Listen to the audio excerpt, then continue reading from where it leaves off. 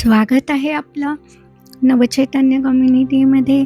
ना गोळी, ना औषध, ना इंजेक्शन या टायटलवर मी Manjiri Bahadkar, life coach, EFT practitioner, ho'oponopono, pranic healing, reiki healing यासारख्या अनेक मोडॅलिटी. आज आपण बुध बृहस्पतीची कहाणी ऐकणार आहोत. ऐका बुध बृहस्पतीनं तुमची कहाणी. आटपाट नगर होतं. तिथे एक राजा होता. त्याला 7 मुलगे होते, 7 सुना होत्या. त्यांच्या घरी रोज एक मामा भाचे भिक्षेत जात. राजाच्या सुना आमचे हात रिकामे नाहीत म्हणून असं सांगत. असे पुष्कळ दिवस गेल्यावर त्यांना दरिद्र आलं. सर्वांचे हात रिकामे झाले. मामा भाचे पूर्वीप्रमाणे भिक्षेला आले. सर्व सुनांनी सांगितलं, असतं तर दिलं असतं, आमचे हात रिकामे झाले. सर्वात धाकटी सून शहाणी होती. तिनं विचार केला, होतं तेव्हा दिलं नाही, आता नाही म्हणून. ब्राह्मण विनमुख जातात. ती त्यांच्या पाया पडली. त्यांना सांगू लागली, आम्ही संपन्न असता धर्म केला नाही ही आमची चुकी, पण आम्ही पूर्वीसारखं होऊ असा उपाय सांगा.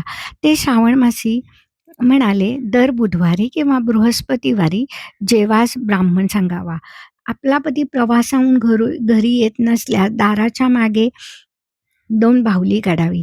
संपत्ती पाहिजे असल्यास पेटीवर, धान्य पाहिजे असल्यास कोठीवर. त्याची मनोभावे पूजा करावी. अतिथीचा सत्कार करावा. म्हणजे ही इच्छित हेतू पूर्ण होतील. त्याप्रमाणे ती करू लागली. एके दिवशी तिला स्वप्न पडलं, ब्राह्मण जेवत आहेत. मी चांदीच्या भांड्यातून तूप वाढते. ही गोष्ट तिनं जावांना सांगितली. जावांनी तिची थट्टा केली. इकडे काय चमत्कार झाला? तिचा नवरा प्रवासाला गेला होता. त्या नगराचा राजा मेला. गादीवर दुसरा राजा बसवल्याशिवाय प्रेत दहन करायचं नाही. तेथील लोकांनी काय केलं? हत्तीच्या सोंडेत माळ दिली. नगरात फिरवली. ज्याच्या गळ्यात हा माळ पडेल तो राजा. हत्तीने या बाईच्या नवऱ्यात माळ घातली.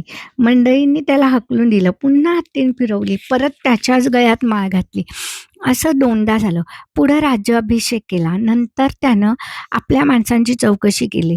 तेव्हा अन्न करून देशोधडीला लागल्याची त्याला खबर समजली. मग राजानं काय केलं? मोठ्या तलावाचं काम सुरू केलं. हजारो मजूर खपू लागले. तिथं माणसं आली. राजानं आपली बायको ओळखली. मनामध्ये संतोष झाला. तिनं बुध बृहस्पतीच्या व्रताची व स्वप्नाची हकीकत कळवली. देवानं देणगी दिली, पण जावांनी थट्टा केली. राजानं ती गोष्ट मनात ठेवली. ब्राह्मण भोजनाचा थाट केला. तिच्या हातात चांदीचं भांडं दिलं. तूप वाढण्यास सांगितलं. ब्राह्मण जेवून संतुष्ट झाले. जावांनी ते पाहिलं. त्यांचा सन्मान केला. मुलं बाळं झाली. दुःखाचे दिवस गेले. सुखाचे दिवस आले. जशी तिच्यावर बुध बृहस्पतींनी कृपा केली, तशी तुम्हा आम्हावर करो. ही 60 उत्तराची कहाणी. 5 उत्तरी सुफळ संपूर्ण.